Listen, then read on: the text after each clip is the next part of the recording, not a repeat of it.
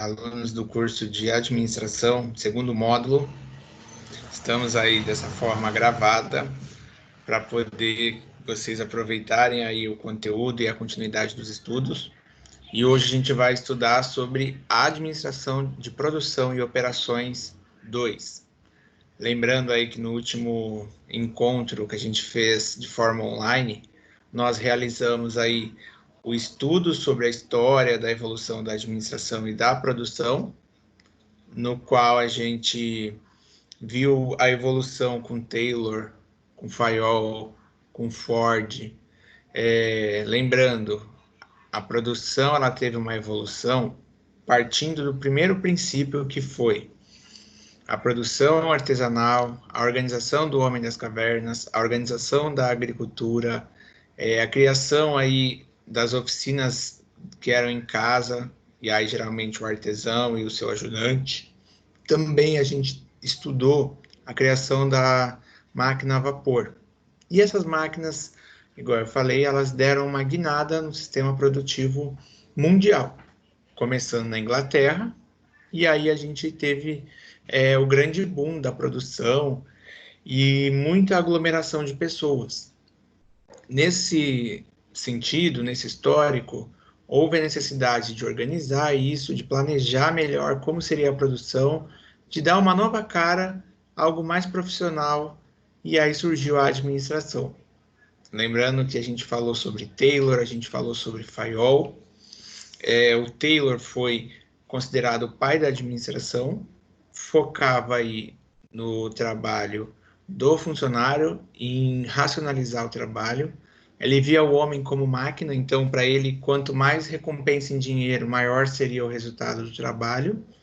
Não levou em conta fatores sociais, humanos, psicológicos. E aí, na Europa, a gente teve o Fayol, que focava na organização em si, mas também, na mesma época, o Ford, Henry Ford, ele desenvolveu o sistema de produção em massa, no qual ele fabricava os carros, e aí esses carros, ele falava que você pode comprar qualquer cor, desde que seja preto. Porque ali ele já implantou um sistema que fazia tudo igual, ficava mais fácil de se trabalhar, e era melhor para poder a produção dele não parar. Então, hoje a gente vai continuar esses estudos. A gente vai agora para a parte 2, tá bom? E para começar, a gente vai ler uma história que vai ajudar melhor a entender aí sobre essa segunda fase do estudo. Aqui tem uma figura, a gente vai ler um pouco dessa pequena história que está até na apostila de vocês, que aí fala do Pedro, que é um operário que trabalha numa fábrica de veículos, de automóveis, e ele acabou de acordar e lembrou do sonho que teve falando com a esposa. Então, Pedro falou: "Bom dia, Janete." "Bom dia, Pedro. Você dormiu bem?" "Sim, mas eu tive um sonho muito engraçado, sabe? Sonhei que a gente tinha fabricado um montão de filho de uma só vez. Eles eram todos iguais, que nem em produção, em série." Mulher, acho que estou trabalhando demais naquela fábrica." E aí ela falou: "Eita, sistema de produção mais esquisito, Pedro. Chega de prosa e toma logo o café, porque você já está atrasado." Olhando aí essa história, lendo, a gente fazendo uma relação ou uma analogia com aquilo que a gente viu na aula anterior, vocês vão lembrar do sistema de produção do Ford, que eu até falei quase agora, que ele fazia uma produção padrão. Então, quando a gente fala de fábrica, a gente tem vários componentes que fazem parte do processo. A gente tem um sistema, uma organização, um fluxo que precisa ser bem definido para que saia tudo igual. E era mais ou menos o sonho aí do Pedro, porque se a gente não padronizar, a gente pode ter problema com o cliente. Um exemplo, o cliente pode comprar um teclado e de repente esse teclado está com uma tecla aqui que não está funcionando, veio com uma função a menos. O cliente ele espera comprar algo padronizado para que atenda a necessidade dele, que ele já vai estar esperando. Então, essa historinha aí fica já para a gente começar a entrar no tema, e aí a gente vai dar continuidade com uma reflexão aí, quanto à seguinte questão. Vocês já pensaram numa linha de produção no qual a gente tem um eletrodoméstico, uma geladeira, um liquidificador? A gente pensa nisso, tem até essa figura. Geralmente a gente espera que venham vários itens e aí todos sendo iguais, montados iguais. Lembra até um pouco aquele sistema do filme do Charlie Chaplin, dos tempos modernos. Como será que a fábrica ela faz para garantir aí que tudo saia de uma qualidade excelente ao cliente e como que ela faz para produzir em grande quantidade? Para que ela possa fazer isso, deixa aí para vocês refletirem, que ela precisa ter aquilo que a gente até estudou, que é o PODC, lá, planejar, organizar, dirigir e controlar. Porque se cada um resolve fazer do seu jeito, igual a gente viu na era artesanal, não havia um padrão, porque cada um fazia da sua forma. No começo da indústria, a mesma coisa. Então, se ela não tem ali um controle, a garantia da qualidade, o cliente ele vai acabar reclamando, ele vai acabar ficando insatisfeito quanto àquele produto. E aí o objetivo da aula de hoje, então, é que a gente possa estudar o sistema de produção e que vocês possam entender aí a importância de um sistema que consiga produzir com rapidez e qualidade e entregar aquilo que o cliente espera. Bom, para começar o assunto, pessoal, a gente vai aí entender um pouquinho o sistema de produção. Então, eu coloquei alguns tópicos que vocês vão mentalizar aí um sistema produtivo. Primeira coisa, para a gente pensar na fabricação de qualquer item que seja, a gente precisa da matéria-prima. Sem matéria-prima, não é possível fabricar. Aí você vai falar assim, mas o meu negócio ele é um serviço, ele não é um produto. Tudo bem, o serviço também ele pode ser considerado um processo. O dentista, a manicure, ela vai ter a técnica que vai pintar a unha, o dentista vai ter a técnica ali para fazer uma extração, para fazer uma obturação, então também aí o conhecimento ele é uma forma de matéria-prima, ele é algo necessário. A gente primeiro vai focar na fábrica, e aí vocês vão ver depois que vai ter exemplos aí, tá bom? Então a matéria-prima é fundamental. Por exemplo, para eu fabricar o copo, que ele é de plástico, eu preciso do petróleo, que aí é a matéria inicial no qual vai se transformar. Então a gente precisa pensar que a matéria-prima ela vai ser transformada de alguma forma para entregar o produto.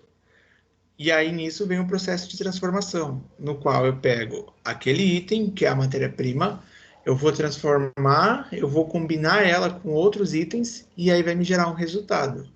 Se você olhar aí agora o seu celular, o seu computador, notebook, ele tem totalmente isso que eu estou falando com vocês. São vários componentes produzidos por empresas diferentes, que são aí, a matéria-prima vem para eles, eles transformam, e aí alguém, a Samsung, a Dell, a HP, elas juntam isso, e aí gera o computador que a gente tem, o celular. Então, é também aí a fase de transformação muito importante para que não haja erro, e aí, tendo erro, a empresa acaba tendo problema, e aí o resultado não é aquilo que era esperado. Então, vocês precisam entender basicamente esses três itens: a matéria-prima, a transformação e a saída, que é o resultado final, qual eu coloco a matéria-prima, eu vou produzir, fazer ali meu processo e vou ter o final, o produto acabado. Se a gente pensar aqui nesse da árvore, que eu tenho aí o abate da árvore, eu tenho a extração ali da celulose através da árvore. Eu vou até abrir aqui o ponteiro para ir marcando. Então, eu tenho o abate da árvore, eu tenho a pasta de celulose, que aí a celulose é usada para a produção do papel, e aí gera aí as bobinas, até no Porto de Santos a gente tem a exportação disso. E aí depois o papel ele é usado em vários processos, seja para revista, jornal, o caderno que você usa aí para anotar as coisas, está presente no dia a dia, questão de produtos de higiene. Então o papel faz parte também da rotina que a gente tem, e há aqui até o processo de reciclagem, que seria a volta ao sistema produtivo, aquele papel reciclado. Muitas empresas estão preocupadas com essa questão. Então, falar em produção, a gente precisa pensar a matéria-prima, que eu vou chamar de MP, aqui a transformação, que eu vou pôr esse T, e aqui o S da saída, que é a saída do produto final. Aí, após a madeira ter virado aí a celulose, saiu o papel, e aí isso é usado amplamente no processo produtivo. Aqui, a gente vai falar um pouco agora de um exemplo que eu recomendo a leitura para vocês, que está lá na página 161 da apostila, que fala da história do vendedor de queijo, do fabricante de queijo. Porque isso daí vai ajudar vocês a aprofundar um pouco mais esse conhecimento inicial quanto ao assunto, tá bom? Eu não vou acabar focando na história, mas é legal que você leia para você poder entender um pouco mais sobre uma produção. E aí, nesse caso, é a produção do queijo. Bom, todo dia a gente necessita de itens. Itens, seja uma roupa, seja você comprar um celular novo, você ir até o mercado, tudo isso daí, ele passa por um processo que nem sempre a gente acaba pensando de onde vem tudo isso. Às vezes a pessoa chega no mercado, tá lá o arroz, e aí ela nem imagina qual é o processo que passa o arroz. Ela nem imagina, às vezes, que aquele item que ela está comprando, ele veio de outro país, de outro estado, e passou por todo um processo até chegar na prateleira. E aí ele comprar e levar para casa dele. Então, a administração da produção, ela é a responsável aí por esse papel. Ela faz com que aquele processo que eu expliquei quase agora, a entrada da matéria-prima, ela vai aí fazer a transformação e vai garantir o produto acabado ou o serviço e que ele esteja disponível, tá bom? Lembrando que os recursos são recursos que eles não mudam, então são estáticos. Eles não têm vida, eles precisam aí de pessoas, precisam dos talentos dessas pessoas, e aí também elas fazem uso até de tecnologias para poder transformar esse produto. Muitas vezes a gente prova o chocolate da marca A, o chocolate da marca B. Pode ser que a matéria-prima lá, da onde que vem o cacau, o chocolate, seja do mesmo lugar. Porém, o final, o processo que é empregado, a forma que é feita, não é a mesma. Então, determinada marca você acha mais saboroso, determinada marca você acha o chocolate muito mais doce. Tudo isso vai depender da forma com que é feito, como que é a tecnologia, como que as pessoas preparam e foi pensado. Então, para deixar bem fixado, a gente precisa pensar que a administração da produção, ela vai estudar a produção como um todo. Então, tudo isso que eu já falei até agora, os processos aí que a gente tem, além aí de planejar, organizar, executar e controlar a produção, as operações da empresa. Isso entra muito do que vocês até já viram, o PODC lá, aqui está, no caso, o executar, que aí a gente fala planejar. Eu vou pensar no que vai ser produzido, eu vou organizar os recursos, eu vou colocar isso em prática, e aí vai ter o controle para que nada saia fora do que foi planejado. Isso entra até também na questão da qualidade, que é importante a gente pensar que às vezes um item que é de qualidade para uma pessoa não é o mesmo item de qualidade para outra, porque a qualidade ela vai depender de cliente para cliente, mas o cliente espera que aquele item ele tenha o mínimo de padrão. E aí essa é a importância da administração da produção. Ela vem trazer esse padrão e esse controle sobre tudo que é produzido normal. Às vezes fábrica de carro manda aviso para cliente por carta, põe na TV, põe na rede social para fazer o recall.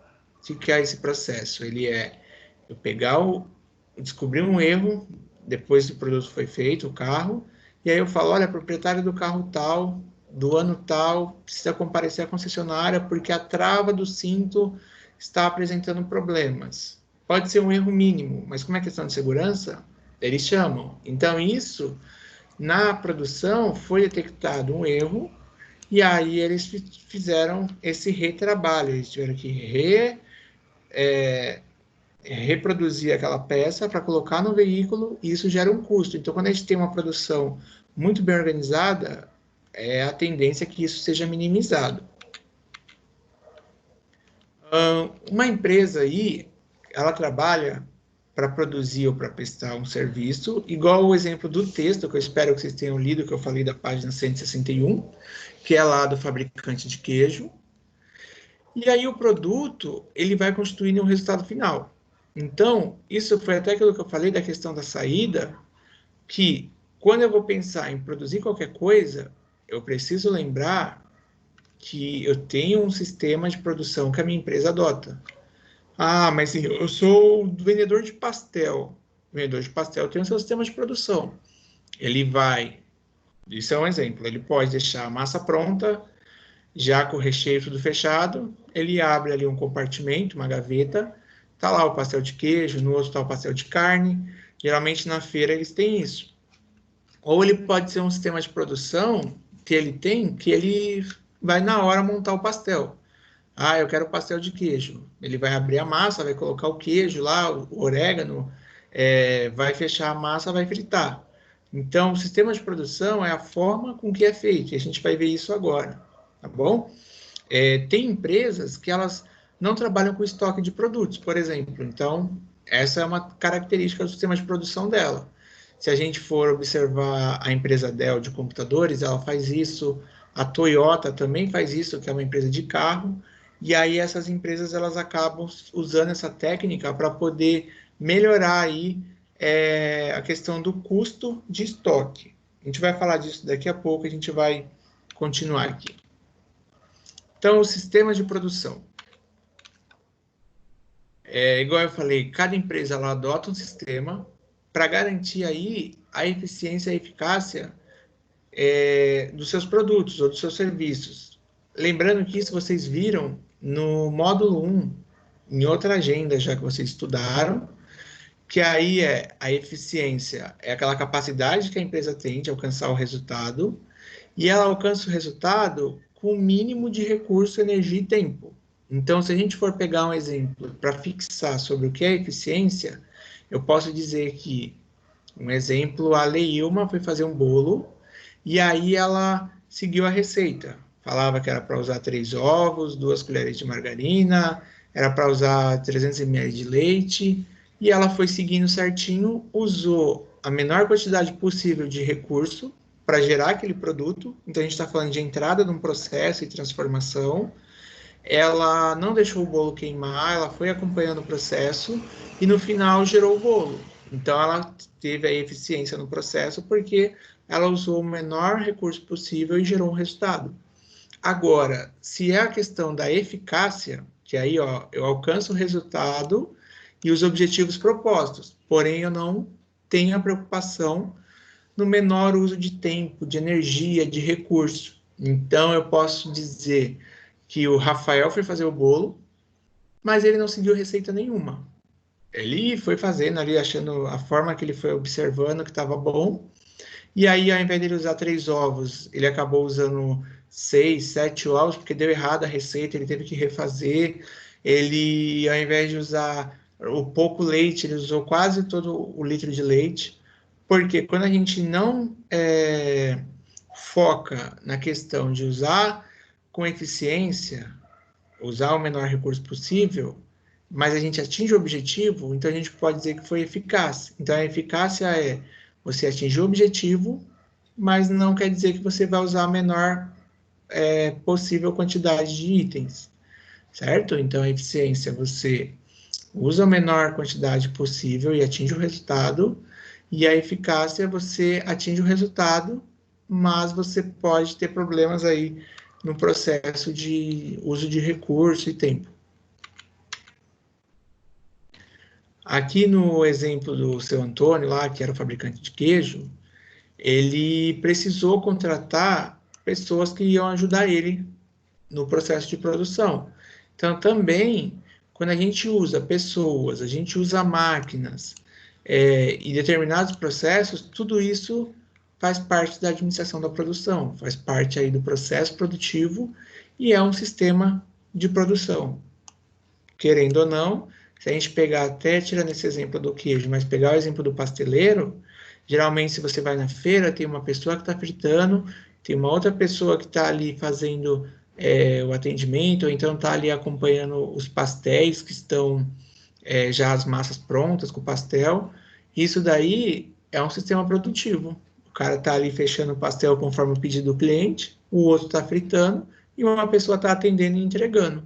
Então, é bem simples de entender como funciona esse sistema. E aí está até aqui, ó.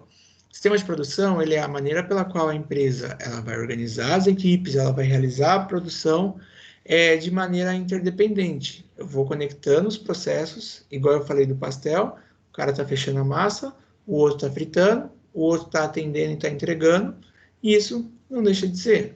Na fábrica de queijo, por exemplo, desde o início lá da matéria-prima, que é o leite, até o processo de transformação, e aí o processo também de venda, de entregar para o cliente, tudo isso faz parte do sistema de produção. E aí eu vou pegar aqui e vou mostrar para vocês um esquema que ele é da indústria têxtil. A gente viu aquele primeiro que foi o da fábrica de celulose, de papel, e o da indústria têxtil, a gente precisa pensar, eu vou marcando aqui, ó. Primeiro eu tenho as entradas no ambiente produtivo, vamos dizer lá o tecido, que vai aí ser preparado. Então, o que é que vai entrar?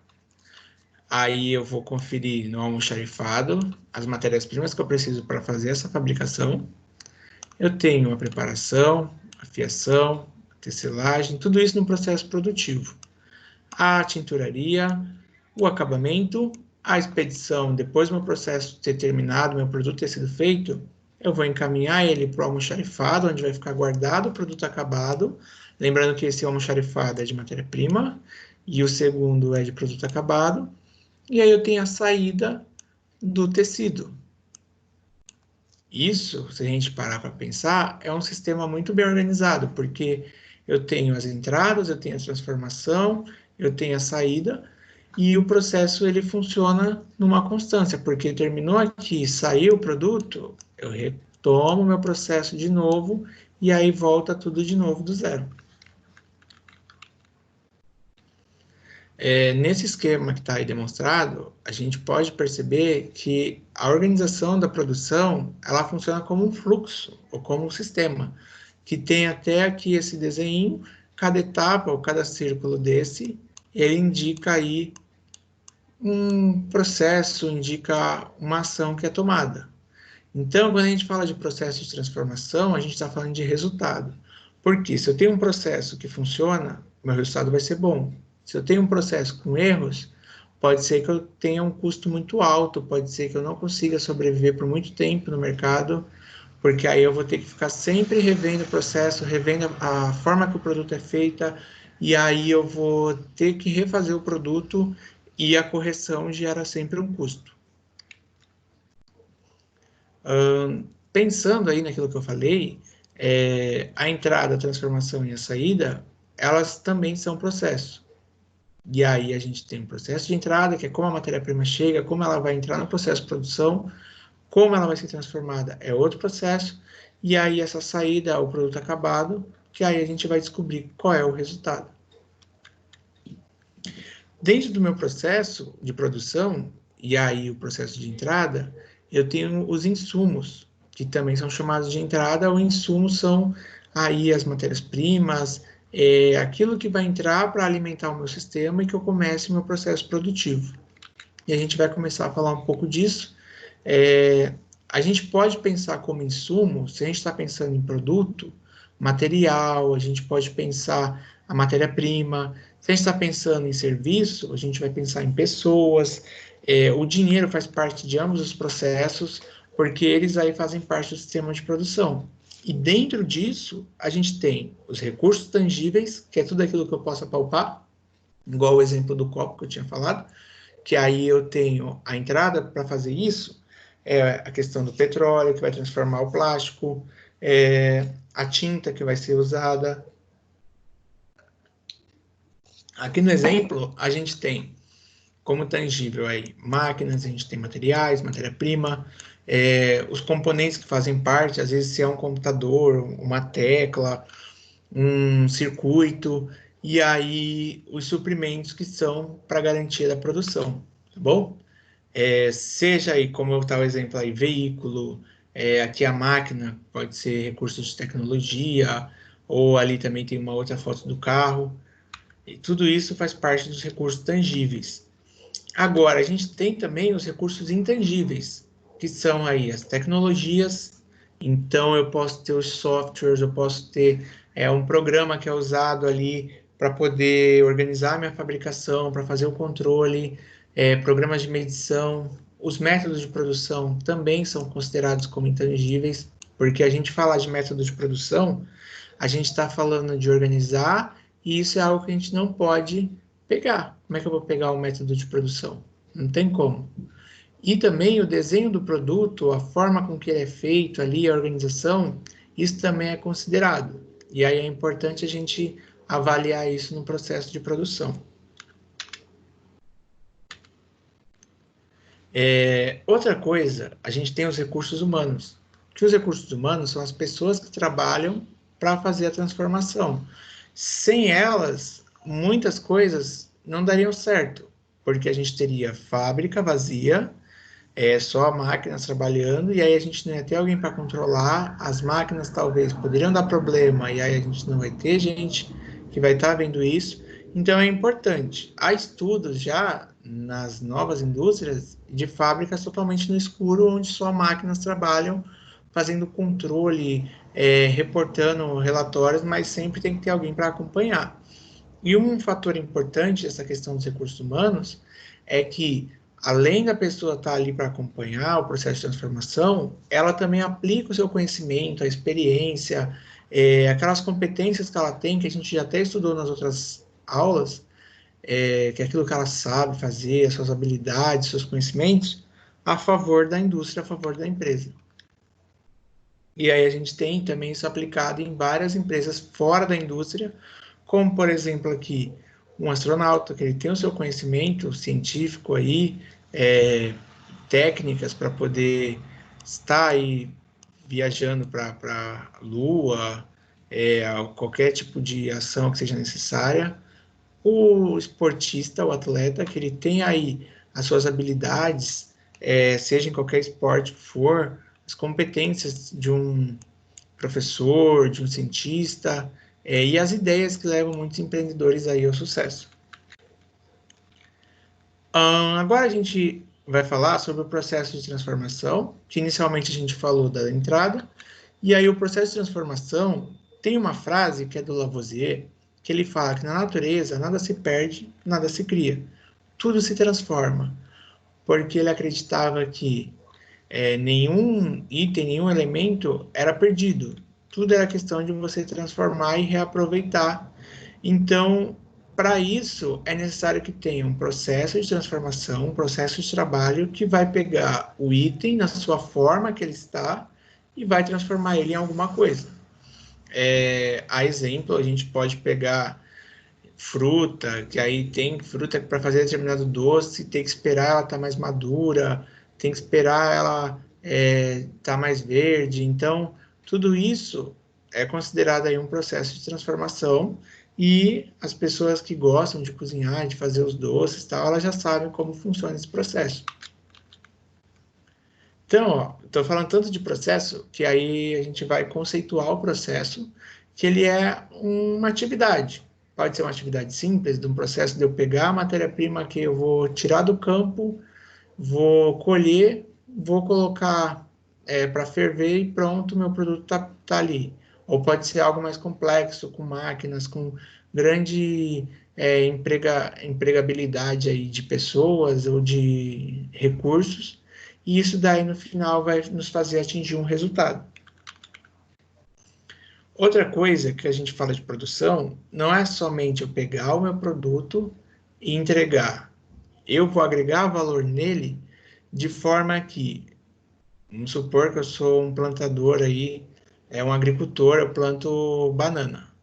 Eu posso entregar somente a banana para os clientes, ou eu posso aproveitar que eu tenho um vasto recurso e eu transformo a banana em doce, em bolo. No Vale do Ribeira, aqui em São Paulo, a gente tem banana chips, que é como se fosse uma batata chips, e ela é muito bem vendida. Então, isso daí é o fazer. Eu pego o meu processo, eu adquiro essas ações, e aí eu agrego o valor, que isso daí vai me gerar melhores resultados. Claro, a gente está falando de produção, esperado o capital, o retorno em troca disso. E aí eu vou deixar aqui para vocês observarem alguns exemplos de processos aí. que a gente tem. Vai observando que eu vou só pôr o computador para carregar.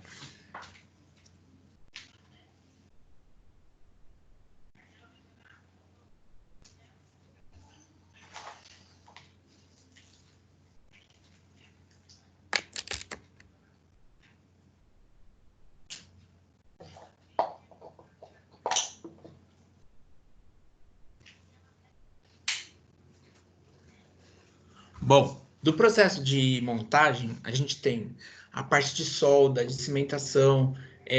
Quando a gente fala de uma metalúrgica, uma indústria que trabalha com aço, com transformação, são muitos os processos. E aí, claro que as máquinas acabaram ajudando isso e facilitando a vida. Muita gente acaba reclamando porque tira emprego. De certa forma, sim, mas criaram-se outras vagas relacionadas à questão de tecnologia, de manutenção. E quando a gente fala também na questão de processo envolvendo alimentação, transformação desses itens, são inúmeras as formas que a gente tem as técnicas. Se a gente for pensar a carne, antigamente vendia-se a carne, jogavam sal para conservar. Com o tempo, os fazendeiros ali, ou os grandes frigoríficos abatedouros, passaram a congelar e aí ficou mais fácil de transportar em compartimentos refrigerados. Então, são vários exemplos de processos que a gente tem. Agora, quando a gente fala na área de serviço, por exemplo, a questão de atender o cliente, de fazer a venda, de aprovação de crédito, de você acompanhar o processo, isso também é uma forma de processo que ajuda a empresa. Então, a gente precisa pensar que processo é tudo que envolve alguma ação, alguma atividade da empresa. Dentro do processo, a gente tem as saídas também. Então, a gente viu o insumo, que é a entrada, a transformação, tem um exemplo lá da frase do Lavoisier, e as saídas, que a saída do processo, ela é extremamente importante para poder medir o resultado.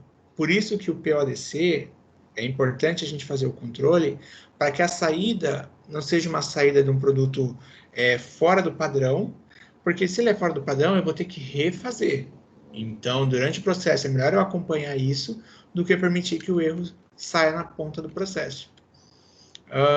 E é aí que a gente tem, né, esse erro na ponta do processo, aquilo que a gente falou quase agora da eficiência e da eficácia.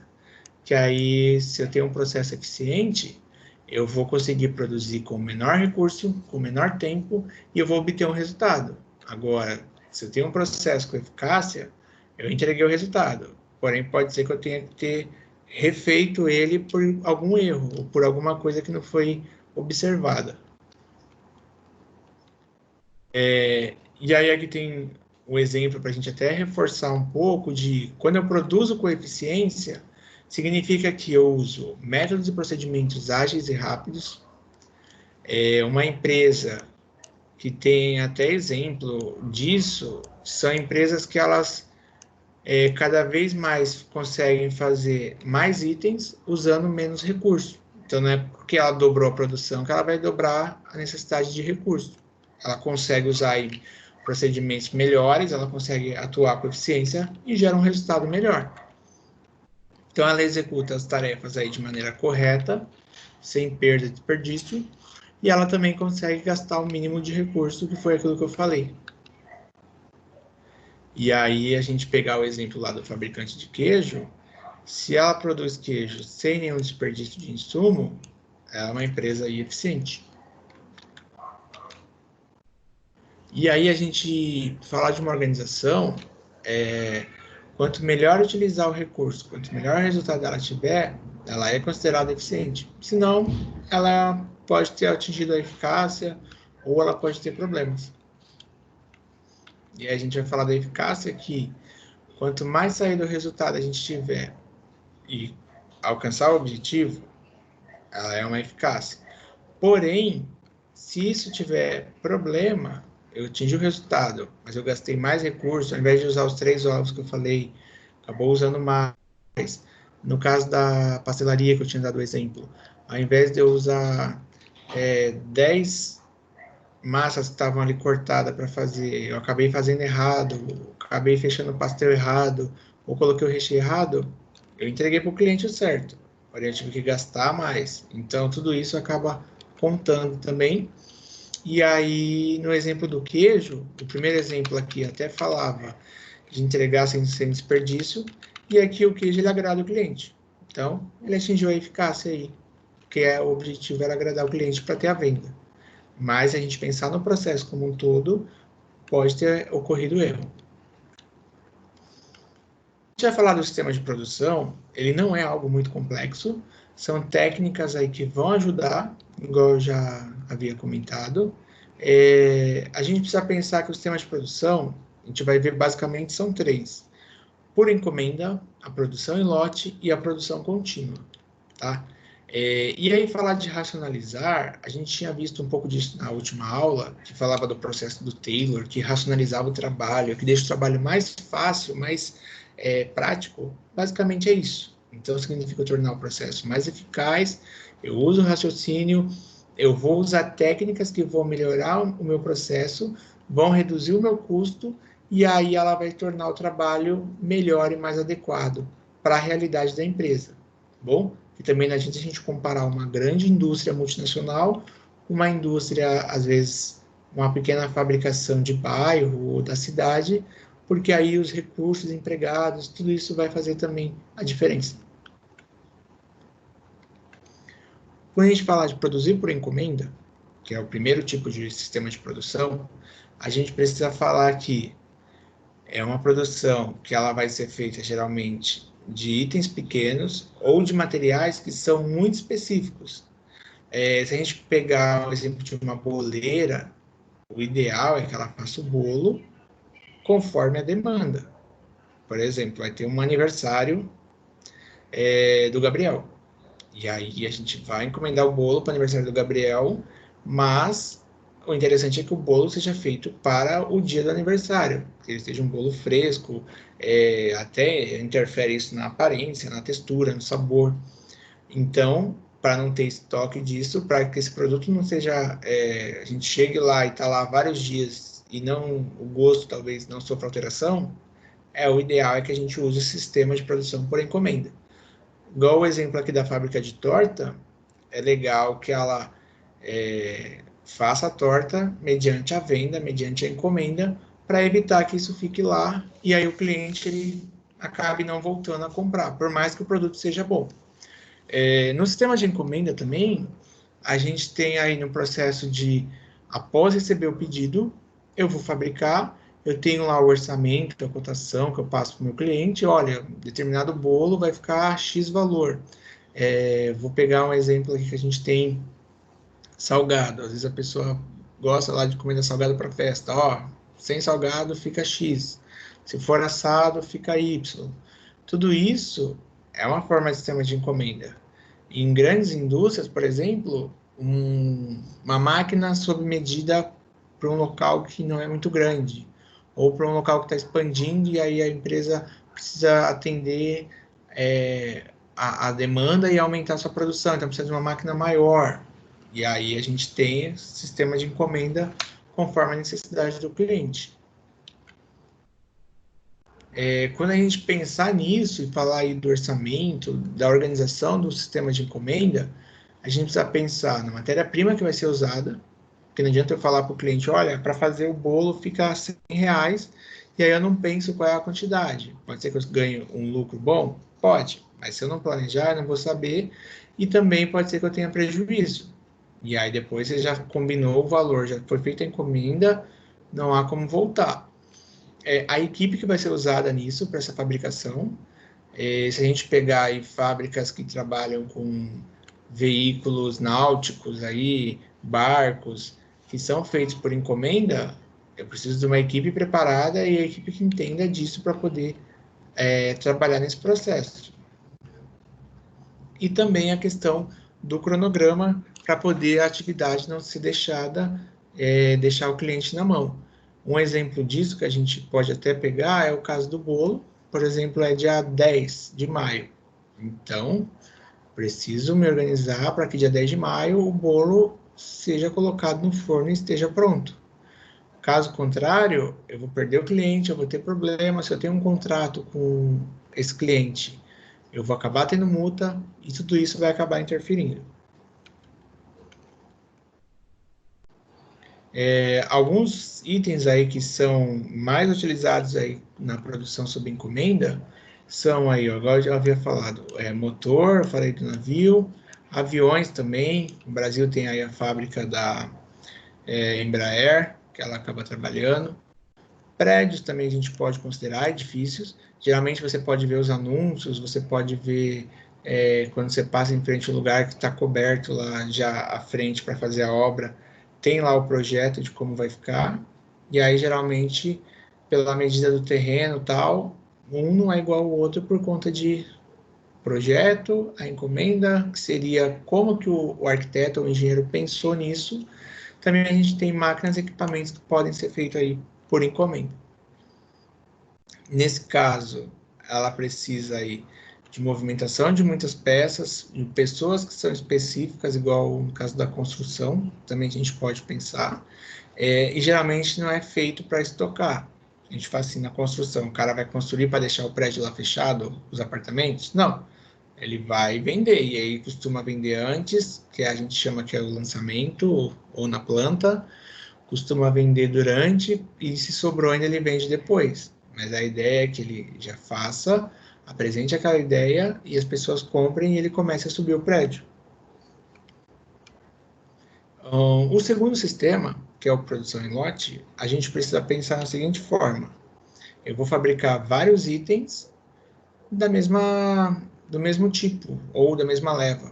Comprei lá 1 milhão de reais em matéria-prima e eu vou transformar essa entrada, esse insumo, num produto e aí eu vou vender para o Brasil inteiro. Geralmente vocês podem perceber que os itens eles vêm com um número de lote. Isso ajuda, principalmente o leite já teve problema, a identificar qual é o lote do leite que estava contaminado. Significa que aquela quantidade de X milhões de leite elas foram contaminadas, mas aí eles conseguem rastrear o lote para onde foi vendido, ou qual é o número, e aí faz essa divulgação para recolher. Então, isso basicamente é a produção em lote. Ela trabalha aí com uma quantidade limitada do produto e ela usa um produto a ser feito ali por vez. Esses lotes, geralmente, se a gente está falando em itens que são igual carro, eles a cada ano eles são renovados. Lança o modelo 2021. Às vezes mudou que a setinha ali o farol ou a seta ali, o pisca do carro, ela é mais retangular. Ela tem um acabamento pontudo ou mais arredondado. Pronto, é um novo modelo e aí de ano em ano o lote de produção do carro ele muda. Isso é normal, vocês podem perceber que até conforme a venda vai aumentando, a produção em lote também pode aumentar. Outra coisa, que é outra característica da produção em lote, ela é feita sem que tenha uma encomenda. Ou seja, eu fabrico, ponho ao mercado, mas eu não tenho uma venda ou uma encomenda feita. Você geralmente vai chegar numa loja para comprar uma roupa, a roupa já vai estar lá feita. Você gostou, você leva. Você chegou lá e não está adequada, você vai em outra loja. Antigamente, que tinham os alfaiates, aí era muito comum pedir para fazer roupa, as mulheres aí os vestidos, até a questão de sapato e tal, aí era mais adequado na produção sob encomenda. Como hoje em dia a indústria ela oferta muito produto, então a venda nesse caso, o cliente vai fazer daquilo que já foi feito, já foi produzido. E aí outros itens também que a gente tem são móveis. Às vezes você chega na Marabras, Casas Bahia, já está lá. Ah, eu quero comprar a geladeira. Beleza, você abre a internet, já está lá. Quero comprar a máquina de lavar, já está lá. Imagina o trabalho ou o custo que daria para fazer uma geladeira para adaptar aquilo que a Carol quer, que ela não tem no mercado. Ninguém pensou nisso antes. Então, o custo é muito alto, por isso eles já fazem produção em lote, que também já barateia, de certa forma, ao cliente. Pode perceber que muitos itens, eles estão entrando no mercado, ou tem uma edição limitada, eles são mais caros. Quando já começa a fazer em grande escala de produção, esses itens eles já ficam mais fáceis de serem vendidos, tá? E a produção em lote aí, a gente pode considerar que é uma quantidade limitada de um determinado produto. Igual o exemplo do carro, faz X mil quantidades de carro para o ano de 2020, e aí depois, como vai virar o ano e vai mudar o modelo, geralmente eles já alteram, e aí o lote da fabricação já é outro. A gente vai ver aqui algumas características, como por exemplo, a fábrica aí, geralmente ela trabalha com produtos com características diferentes, então de tempo a cada X produção ela vai mudando o formato, o modelo. Eu lembro quando eu fui na fábrica da Coca-Cola, eles têm lá a quantidade de litros a serem produzidos no lote do refrigerante, e aí depois de um tempo eles fazem a limpeza e trocam o tipo de refrigerante que vai ser fabricado e envasado. Então isso também é uma forma de produção em lote. Outra coisa, as máquinas aí, elas vão sendo ajustadas conforme as etapas de produção. Então, lá eu lembro que se era lata, a lata vinha, já passava pela limpeza lá, pela lavagem, e aí a lata ia correndo por uma esteira pela fábrica, ia envasando com líquido, vinha uma outra máquina que tampava, outra máquina que juntava as latas, passava lá o plástico, e aí elas saíam para uma esteira no qual elas iam para o caminhão, iam para a estocagem lá para ser distribuídas, tá bom? Tem o exemplo da máquina de corte, numa fábrica aí, por exemplo, que ela pode passar para ser cortada e aí depois vai ser montado. Tudo isso vai depender do tipo de empresa ou do tipo de produção. Lembrando que até naquele vídeo do Chaplin, quando ele atrasava ali para apertar o parafuso ali, a peça, ele atrasava todo o fluxo de produção. Então, quando a gente agrupa as máquinas dessa forma, qualquer erro, qualquer atraso, vai o que estiver na frente ficar parado e o que estiver atrás, muito provavelmente também, porque não adianta ele ir fazendo se o processo não tem continuidade. Então, tem que ser algo sincronizado aí. Terceira característica é a questão de adaptação das máquinas, igual eu falei o exemplo da fábrica da Coca-Cola, que eles têm as áreas de estocagem, tem aí os centros de distribuição espalhados. Essa fábrica fica no interior de São Paulo, então dali eles já despacham para toda a região que eles atendem, eu acho que é o Sudeste ou é São Paulo, não me lembro certo. E é importante a integração aí dos lotes, como é que eu vou fazer essa venda, como é que eu vou trabalhar, porque aí eu não posso também deixar em atraso. Eu lembro que eles falavam da venda do final de ano, Natal, Ano Novo, que aumentava muito. Então eles tinham que aumentar a produção, organizar o lote para poder atender tudo aquilo que era pedido. O último sistema que a gente vai estar vendo é o de produção contínua. Que no sistema de produção contínua, as empresas que fazem o mesmo produto sempre. Então ela não tem modificação. Ela vai continuar produzindo aquele item a vida toda, vamos dizer assim. Ela vai trabalhar geralmente no ritmo acelerado. A gente pode até falar um pouco daquele sistema do Ford que ele tinha pensado. Produção em massa, o mesmo item, não muda a cor, não muda nada. Eu consigo atender uma demanda maior, consigo ter um custo menor, e aí as máquinas geralmente elas trabalham sem parar. Até como exemplo, a gente pode pegar a Usiminas, de Cubatão. Lá, a siderúrgica, eles trabalham 24 horas. Geralmente, o que acontece são os turnos que vão se mudando. Se o funcionário trabalhou 6 horas, trabalhou 12, vem outro e nunca para e vai num fluxo constante. E outros setores, o papel lá, que é sempre igual ao sistema da celulose, ou de cimento também, podem ser.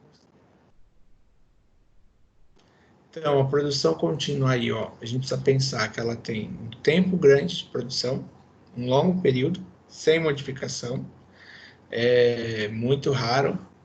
A produção ela é planejada por base na demanda também para grande período de tempo, e aí eles já se adequam, já se adaptam a isso, tanto a entrada dos insumos, quanto a saída, quanto que vai ser vendido, tudo isso vai interferir. E aí o produto ele é feito em grandes quantidades, a gente pode pegar itens que são usados no dia a dia aí pelas pessoas, a gente pegar a fábrica de sabonete, a de detergente, itens que são básicos, a questão de alimentos, tudo isso, eles têm uma grande produção. É que aí, dependendo da fábrica, se a fábrica é igual tem a P&G, a Unilever, eles fabricam vários itens, então pode ser que eles adotem o sistema em lote, mas se é uma fábrica que só vende um tipo de produto que ela faz, ou ela especializou aquela célula de produção em um tipo de item, é aquilo que ela vai seguir até o final. A gente vai falar sobre o avanço do sistema de produção, que ele é muito importante de ser entendido, porque o sistema de produção, com o tempo, ele foi se modernizando, foi entrando as máquinas, foram entrando inovações, equipamentos, programas que fazem aí, às vezes, um trabalho muito mais complexo do que um funcionário poderia fazer. Então, a gente tem a primeira coisa, que é a célula de produção, que foi desenvolvida aí pela Volvo, uma montadora de carro, de caminhão. Eles faziam a linha de montagem dividida aí em áreas independentes, que era mais ou menos o que eu falei agora sobre a Unilever, a não ser que ela trabalhasse com células separadas de produção. E geralmente era disposta em U, porque é mais fácil de eu fazer a produção aqui, já sai, já vai para onde tem que ir. Isso também ajudava. As pessoas também tinham ali aquela função dentro daquela célula de produção e eram controladas por uma pessoa ali, um gerente, um superior, que fazia aí o acompanhamento desse processo. Nessa parte da célula de produção, as pessoas elas sabiam desempenhar outras funções e aí isso evitava até de tirar aquela questão do funcionário alienado, dele super especializado, que era um pouco do que o Taylor falava. E no vídeo da Agenda 10, que eu deixo para vocês até assistirem, isso também vai ajudar na hora de fazer a atividade do bloco de notas e do fórum, também lá fala que os funcionários da fábrica de brinquedo, eles fazem essa troca. É importante vocês assistirem para vocês poderem entender isso que eu estou falando, que evita essa super especialização e até a questão de motivação. Um outro sistema que aí a gente tem é o CAD/CAM, que ele é o sistema aí projetado com apoio de computadores, é o uso de novas tecnologias, os programas que fazem aí esse apoio ao projeto de produção. Então, ele vai ajudar o design do produto, se a minha fábrica ela está com a capacidade para poder fazer esse produto, ela está realmente adaptada a atender aquilo que a gente espera. Então, hoje em dia, isso é chamado de manufatura integrada, ou seja, de produção integrada pelo computador, determinado item, as montadoras de carro até usam isso, vai ser fabricado na fábrica do interior de São Paulo. Ah, não, vai ser fabricado lá na Bahia, porque lá a planta, a forma de produzir, o processo que está ali é mais adequado. E aí a gente tem esses três itens que eles são uma evolução. Primeiro era o MRP, depois o MRP2, e aí veio o ERP, que é o que é usado hoje. Então, o planejamento ele foi melhorando e ficando mais apurado com o uso de computadores, que aí são esses sistemas. O MRP, que é o planejamento das necessidades de materiais, quando eu falo materiais, são os itens usados na produção, eles vieram na década de 70, e aí eles conseguem prever a quantidade de compras que são necessárias com base em alguns dados. Que é aí o programa de produção que a empresa tem, isso é um planejamento que vai definir as quantidades em cada tempo, então ele te dá aí esse programa para poder organizar, a lista de materiais que são necessárias para poder fabricar aí um produto, algum item, e a quantidade que eu tenho hoje em estoque. Então o MRP ele fazia essa análise e ele me dava aí um resultado da fabricação. Já o MRP2, que ele fazia aí o planejamento dos recursos da fábrica, mais apurado, ele foi uma evolução até. A principal característica dele era que a capacidade de produção ela era levada em consideração. Então eu olhava os recursos, equipamento, meu estoque, e aí a minha capacidade de produção ela também era considerada. E por fim, que é o que até hoje em dia é usado, que é o ERP, ele faz o planejamento dos recursos empresariais e ele abrange todas as áreas da empresa, ou seja, o ERP ele vai integrar as informações, ele consegue observar o meu estoque, consegue olhar a minha venda, a minha compra, a minha fabricação, e aí fica muito mais fácil para a empresa poder integrar as áreas e conseguir trabalhar de uma forma mais efetiva, com mais eficiência. O quarto item que a gente tem é o EDI. O EDI ele é a troca de dados eletrônicos. Isso do EDI é muito bacana, que vocês vão conseguir entender até um exemplo quando você faz uma compra online. Você fez uma compra online, a partir do momento que a nota fiscal é emitida, você recebe um aviso. Isso é uma troca eletrônica de dados. A transportadora lá, a empresa colocou na transportadora ou a transportadora própria, você consegue acompanhar qual é a previsão, onde que está, se está chegando. Então, o EDI é isso, através do computador, ele faz a interação com o cliente, com o consumidor, com a empresa, e aí ele reduz muito o custo da empresa, porque você não precisa estar ali acompanhando. Automaticamente, o sistema ele vai sendo alimentado, ele vai disparando as informações, e essa integração ela proporciona maior agilidade no trabalho. Tá bom? Então, deixar aí por fim um item de atenção, que a gente vai, no próximo sábado, ter um encontro presencial. O encontro presencial ele vai ser importante porque a gente vai tirar dúvida, a gente vai corrigir os exercícios e importante também é que vocês façam a atividade do bloco de notas, a atividade do fórum, que eu já postei, acabou até indo algumas com o gabaritozinho, mas no Teams ele está disponível lá sem um gabarito. É importante vocês tentarem fazer para poder estudar para a prova, porque aí só vão faltar 5 agendas para a gente poder finalizar os nossos encontros e a atividade da aula. Então, qualquer dúvida, mandem mensagem lá pelo AVA, as atividades também devem ser postadas lá, e aí pode deixar o comentário aqui no Teams, que aí eu vou tirando a dúvida e vou respondendo vocês. Um abraço, pessoal, e a gente vai se encontrando.